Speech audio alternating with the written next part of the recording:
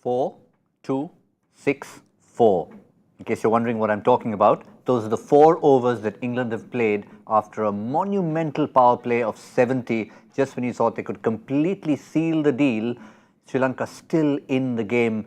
England only 6 runs ahead of where Sri Lanka were at the 10-over mark. 80 for 2, plays 86 for 2. Here on Cricbuzz Comm Box, I'm joined by Joy Bhattacharjya. Joy, 70 in the power play. You wouldn't expect to be 86 after 10. I think they slowed it down, but I think also Hasaranga has been bowling beautifully. He is their key.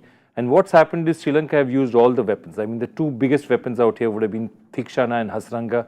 They've used both. Hasaranga has given them results, but is it too little too late? And that's what, because England really doesn't have a huge run rate to chase at this point in time.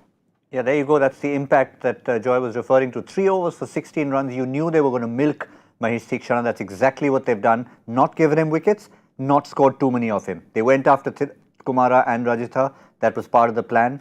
But the only thing that's upset the plan is Hasaranga going at run a ball, but importantly, the 2 wickets that he's picked up. Now they need to see who they can. They don't need to go after anyone. I think that's England's luxury. That's England's luxury, and look, you have 2 overs of spin from those 2, maybe 3 more from Dhananjaya. That's 5 overs of spin because all the fast bowlers have gone. These aren't the conditions where they're suited to. And what England had was they had bowlers who had the kind of variations who could work on this pitch, whether it's a Sam Curran or the kind of pace of a Mark Wood, which is difficult to hit. Not that many weapons for Sri Lanka, so it's going to be difficult for them to control them at this point. And let's remember at the start of the show, we mentioned that even Adil Rashid has a first-class 100. So England don't have to worry about batting depth, despite possibly losing out on the services of David Malan in this particular run chase. So they'll probably feel with enough batting to come. There's still Liam Livingstone, Harry Brook and Ben Stokes are together. There's still Livingstone to come, Moeen Ali to come, Sam Curran to come, and Chris Woakes to come. So with all that and not too many runs still to score, I think England will find themselves favourites. But is there any possible twist in the tail? They need to get a couple of wickets in the next couple of overs. It has to be in the next 2-3 overs, because once England crosses 100, 105, then even if they get 2-3 wickets, it's going to be difficult to stop them, because the run rate is so low that even if it goes up, it will only go to 7, 7.5. Still very easy pickings for a team in this kind of format.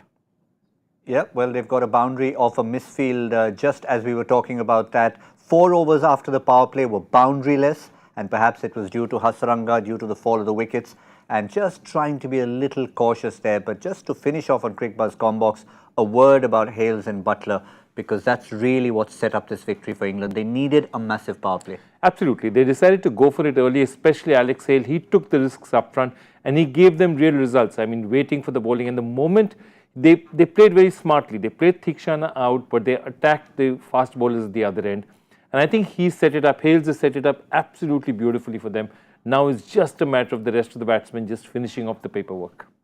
Well, we were just about to wrap up saying that, well, Cricbuzz Comm Box has not taken a wicket. I suspect the consistency of the Cricbuzz Comm Box curse continues.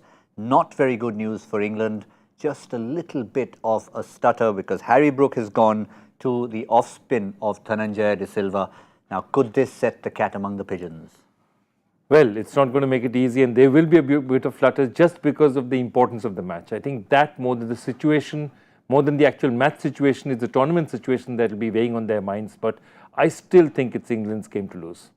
Certainly is. If you look at the required runs as we wrap up on Cricbuzz Comm Box, 49 needed of 54. You really expect to win it every day of the week, and England will certainly be hoping it's just one of those 7 days of the week. Australia will be worried. They're almost out of their home tournament.